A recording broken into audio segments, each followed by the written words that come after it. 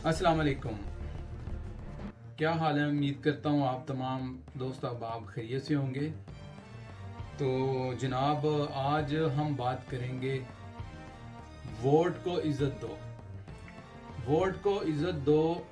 असल में ये बयानिया क्या है? कुछ लोगों की मुख्तलिफ राय हैं इसके ऊपर, जो कि इस वोट को इज़्ज़त दो के बयानियों को आज तक समझ नहीं सके। तो मैं आज की अपनी इस वीडियो में उन लोगों को वोट को इज़्ज़त दो का जो बयानी है उसको समझाने की कोशिश करूंगा। खासकर उन लोगों को समझाऊंगा जो लोग ये समझते हैं कि मियां मोहम्मद नवाज शरीफ साहब जो हैं ये बयानियाँ लेके इसलिए चल रहे हैं कि शायद वो एनआरओ चाहते हैं या शायद वो अपने केसेस से अपनी जान का छुटकारा चाहते हैं। दूसरी तरफ कुछ लोगों का ये भी ख्याल है कि मियां मोहम्मद नवाज शरीफ साहब जो हैं वो इक़्तिदार की खातिर चाहते हैं। तो पहले मैं आपको ये दो बातें क्लियर कर दूं कि नवाज शरीफ साहब जो हैं उन्होंने 3 दफ़ा इस इक़्तिदार का जो है वो बराजमान हुए हैं। उनको मौका मिला है पाकिस्तान के अंदर, 3 दफ़ा वो वज़ीर आज़म रहे हैं। उससे पहले आपको पता है कि वो चीफ मिनिस्टर ऑफ पंजाब रहे, और चीफ मिनिस्टर ऑफ पंजाब से पहले वो पंजाब के वज़ीर ख़जाना भी रहे। तो बात यह है कि एक्चुअली किस हद तक उनके अंदर यार लालच हो सकती है कि एक शख्स जो है वो 3 दफ़ा वज़ीर आज़म रहा है, 1 दफ़ा चीफ मिनिस्टर रहा है और फाइनेंस मिनिस्टर रहा है पंजाब का, तो इसके बाद भी उसके अंदर लालच है। भाई नहीं, नवाज शरीफ अगर चाहें भी छुटकारा हासिल करना चाहें भी, अपनी जान छुड़ाएं भी, इस पाकिस्तान की जो सियासत है और इस पाकिस्तान की जो अवाम है उससे वो नहीं छुड़ा सकते। क्यों? कि नवाज शरीफ जो है वो ऐसी शख्सियत है कि जो पाकिस्तान के अवाम के दिलों में बसते हैं। तो आप इस चीज़ को इस पैराए में क्यों नहीं लेते कि भाई मियां मोहम्मद नवाज शरीफ ने जब भी इक़्तिदार संभाला है उन्होंने पाकिस्तान के लिए कुछ ना कुछ तरक्याती तौर पे जरूर किया है। और आखिरी दफा जब इनका दौर था 5 साल, उसमें तो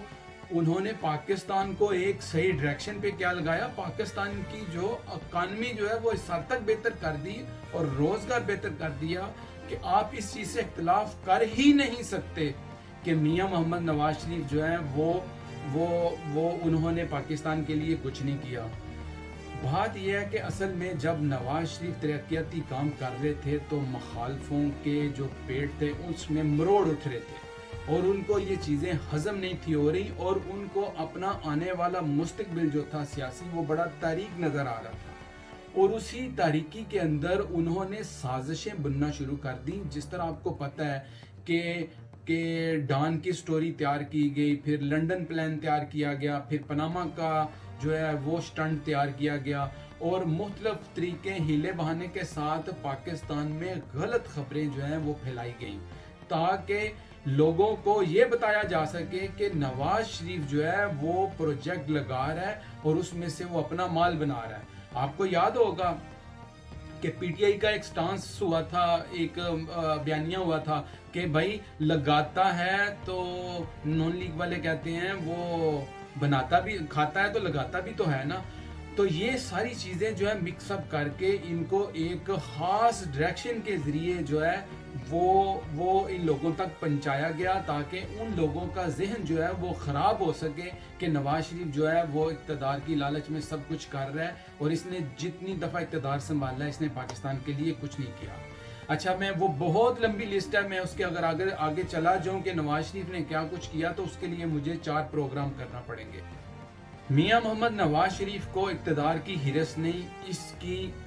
चीज़ें जो हैं वो इस ज़बानी जो है वो आप लोगों ने उनसे सुनी कि हकान अब्बासी साहब ने कुरान शरीफ की कसम खाकर कहा, आबद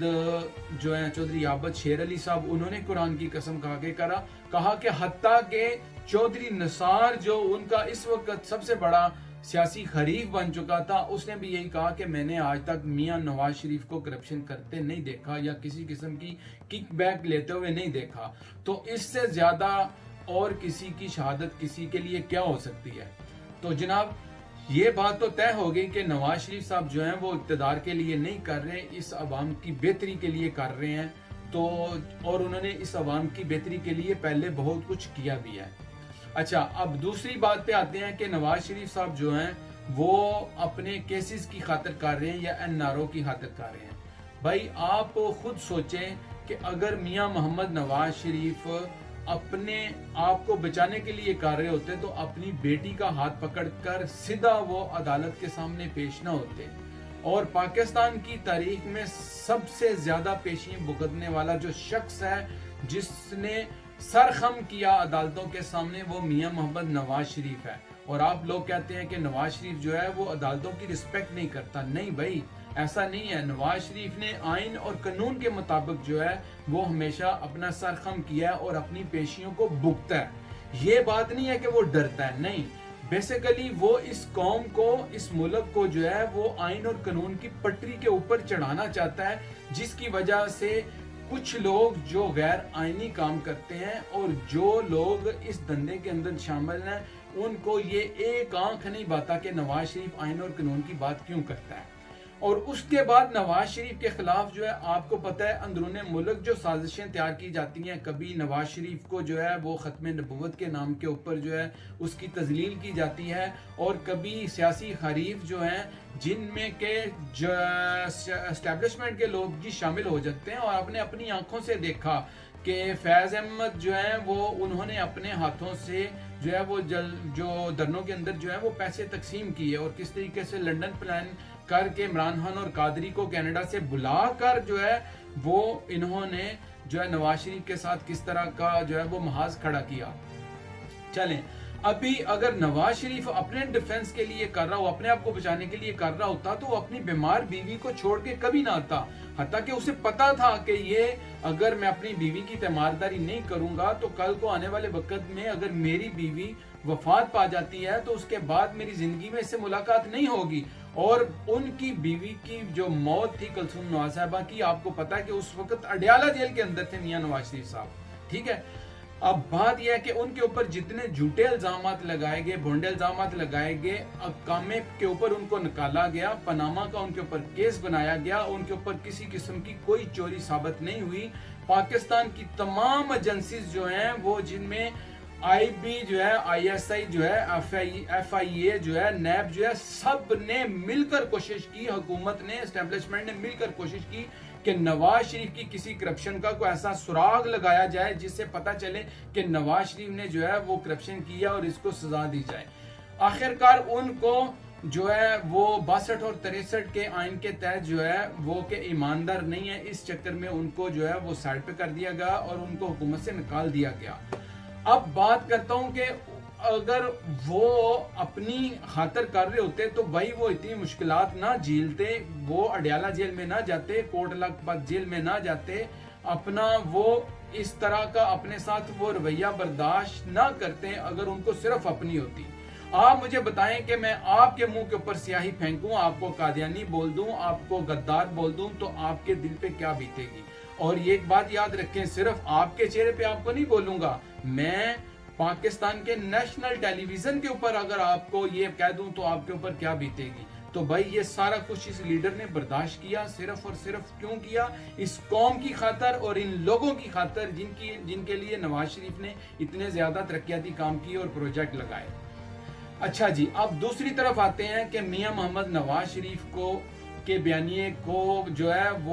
وہ ختم کرنے کے لیے، ووٹ کو عزت دو کے بیانیے کو ختم کرنے کے لیے ان کے اوپر یہ الزامات لگائے جاتے ہیں کہ نواز شریف جو ہے وہ غدار ہے، وہ انڈیا کے ساتھ ملا ہوا ہے اور فوج کے خلاف بیان دیتا ہے۔ بھائی آپ لوگوں نے سنا کہ میاں محمد نواز شریف نے جو بیان دیا، انہوں نے کہا کہ جو مورچوں کے اندر بیٹھتے ہیں، جو سیاچین کے اندر ڈیوٹی دیتے ہیں، جو سرحدوں کی حفاظت کرتے ہیں، میں ہمیشہ ان کو دل سے سلوٹ کرتا ہوں۔ ابھی اگر ایک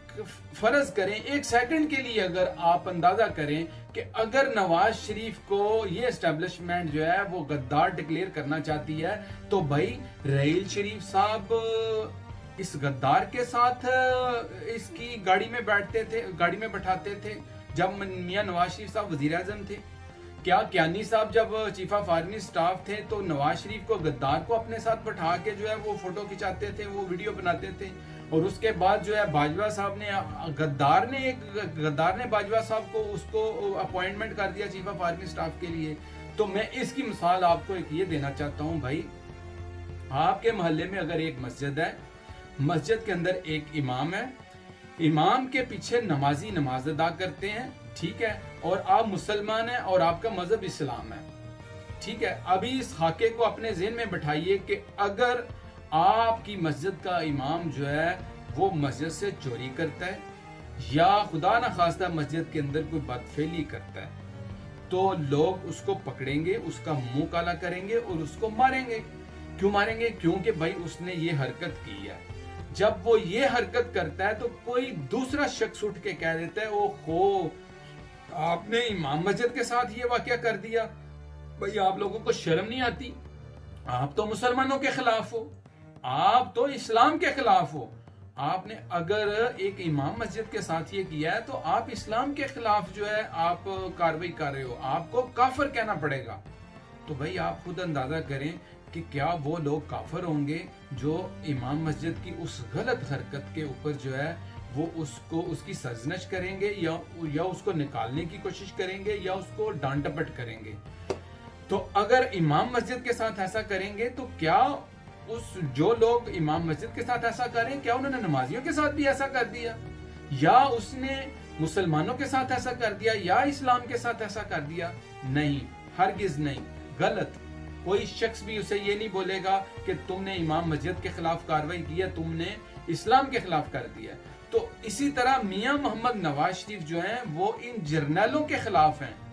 فوج کے اندر اس اسٹیبلشمنٹ کے خلاف ہیں, ان کالی بھیڑوں کے خلاف ہیں جو کہ پاکستان کو جمہوریت کی پٹری کے اوپر نہیں چلنے دیتے, اور ان کے ذاتی مفادات ہیں, ان کی اپنی لوٹ مار ہے. وہ اسی لیے اپنے جو پوپٹ ہوتے ہیں, وہ گنے چنے لوگ ہوتے ہیں, وہ ان کو سپورٹ کر کے ان کو آگے لے کے آتے ہیں. اور اس کے بعد اگر نواز شریف ان کی ان حرکات کو سمجھ کے ان کو صحیح ہونے کی تنبیہ کرتا ہے اور انہیں کہتا ہے کہ آپ ٹھیک ہو جاؤ,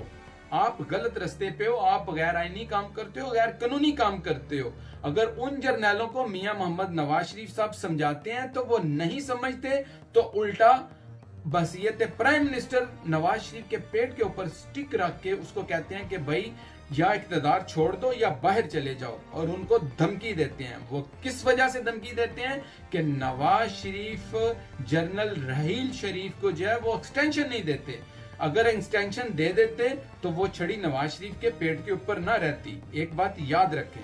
اگر ایکسٹینشن دے دیتے تو نواز شریف اس دفعہ بھی وزیر اعظم ہوتے, بلکہ اگر آنے والے 10 سال کے لیے دوبارہ وزیر اعظم بننے کا کہتے تو وہ بھی بنا دیا جاتا. اگر نواز شریف رحیل شریف کو جو ایکسٹینشن دے دیتے تو اس کے سب سے بڑا نقصان کیا ہوتا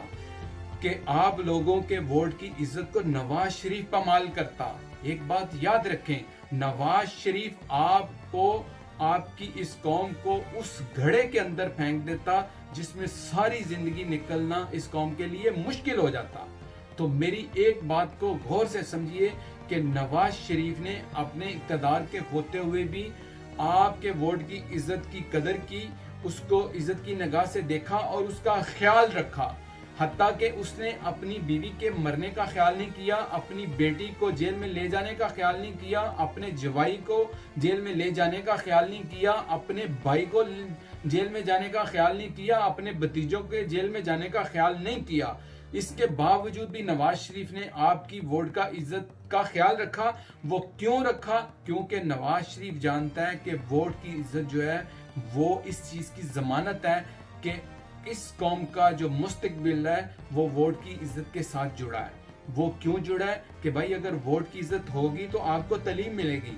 ووٹ کی عزت ہوگی تو آپ کو علاج ملے گا, ووٹ کی عزت ہوگی تو آپ لوگوں کی صحت اچھی ہوگی, آپ لوگوں کی خوراک اچھی ہوگی. اگر ووٹ کو عزت ملے گی تو یہ ملک آئین اور قانون کے مطابق چلے گا. جس طرح پورا یورپ ووٹ کی عزت کرتا ہے, پورا امریکہ ووٹ کی عزت کرتا ہے, پورا آسٹریلیا ووٹ کی عزت کرتا ہے, اس ووٹ کی عوض جو ہے ان کے شہریوں کو جو ہے وہ ان کے حقوق ملتے ہیں. اصل میں ایک بات یاد رکھیے، یہ جو ووٹ کی عزت کا نعرہ لے کے میاں محمد نواز شریف چلے ہیں اور ان کی بیٹی جو جلسوں کے اندر ووٹ کی عزت کی بات کر رہی ہیں، بیسیکلی وہ آپ کے حقوق کی بات کر رہے ہیں، ٹھیک ہے؟ تو ایک آخری بات کروں گا کہ جس دن اس قوم نے اس اپنی ووٹ کی عزت اور اپنے حقوق کو سمجھ لیا کہ ان کے حق کیا ہیں، بیسیکلی ان کا مقصد صرف اس ملک اور قوم کے اندر پیدا ہونا نہیں ہے، پیدا ہونے کے بعد ان کا زندگی بسر کرنا بھی ان کا حق ہے، اور کس طریقے سے زندگی بسر کرنا ان کا حق ہے اور ان کے بنیادی حقوق کیا ہیں ان کی زندگی بسر کرنے کے لیے، تب یہ قوم جو ہے وہ ووٹ کی عزت کو سمجھے گی اور کافی حد تک انشاءاللہ سمجھ چکی ہے کہ ووٹ کی عزت اصل میں کیا ہے۔ تو بھائی آپ نے دیکھ لیا تبدیلی نے آپ کے ساتھ کیا کیا، تبدیلی نے آپ کے ساتھ کیا کھلواڑ کیا۔ اس سے پہلے کہ یہ ملک برباد ہو جائے، اس تبدیلی کو اٹھا کے باہر پھینکیں تاکہ ووٹ کو عزت ملے، ووٹر کو عزت ملے، عوام کو عزت ملے، اور عوام کا یہ شعور جو ہے وہ انشاءاللہ تا قیامت تک پاکستان کے ساتھ رہے گا۔ نواز شریف کا قطعاً یہ بیانیہ جو ہے وہ فوج کے خلاف نہیں ہے، وہ ان جرنیلوں کے خلاف ہے اور ہمیشہ سے ان جرنیلوں کے خلاف رہا ہے کہ جو فوج کی بھی تذلیل کرواتے ہیں اور عوام کی بھی تذلیل کرواتے ہیں اور ووٹ چوری کرتے ہیں، اپنے پاکٹ لے کے آتے ہیں۔ تو آئندہ اس آنے والے الیکشن کے اندر انشاءاللہ عوام اپنے ووٹ کی عزت کی خاطر اور اپنے حقوق کی عزت کی خاطر جو ہے وہ اٹھ کھڑی ہوگی، اور اس دن یاد رکھیے جس دن ووٹ کو عزت ملے گی تب نہ آپ کو کوئی کسی موٹر وے کا واقعہ نظر آئے گا، نہ آپ کو کراچی کی چھوٹی بچی کا واقعہ نظر آئے گا، نہ آپ کو زینب جیسا کوئی واقعہ نظر آئے گا، نہ آپ کو عافیہ کے صدیقی کو اٹھانے کا کوئی واقعہ نظر آئے گا۔ کوئی پاکستان کے اندر کسی قسم کا کلبوشن جو ہے وہ پاکستان میں کسی قسم کی دہشت گردی کے لیے آزاد نہیں گھوم سکے گا، کیونکہ قوم سمجھ چکی ہوگی کہ ہم نے اپنے ووٹ کی عزت پا لی ہے۔ تو آپ کی آنے والی نسلوں کا اور آپ کا مستقبل جو ہے وہ بہت سنہرا ہوگا۔ تو اٹھیے اپنے لیے، اپنی آنے والی نسلوں کے لیے اٹھیے، ووٹ کو عزت دیجیے، اور گلگت بلتستان میں جو ہے وہ مسلم لیگ نواز کی حکومت کو قائم کیجیے، تاکہ گزشتہ جو 5 سالوں میں نون لیگ نے وہاں پہ کام کیا تھا، آنے والے وقت میں بھی وہ آپ کی خدمت کر سکیں۔ تو بہت شکریہ آپ تمام دوستوں کا۔ تو میری اس ویڈیو کو ضرور شیئر کیجیے اور ہمارے چینل کو سبسکرائب کیجیے۔ دعا میں یاد رکھیے گا، اپنے ہمسایوں کا خیال رکھیے گا۔ اللہ حافظ۔